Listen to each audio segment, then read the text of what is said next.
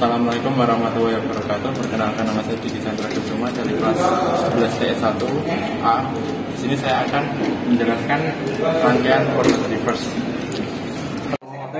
Pertama-tama kita hidupkan MCB-nya terlebih dahulu, 3 fasa dan 1 fasa. Lalu kita hidupkan TB reverse.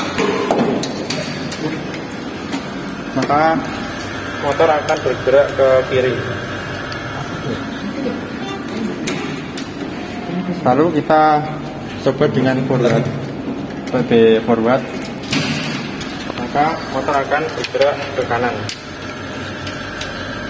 Lalu kita coba dengan emergency, motor dalam keadaan hidup, kita coba tekan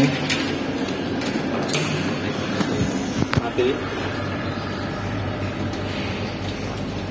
maka arus terputus.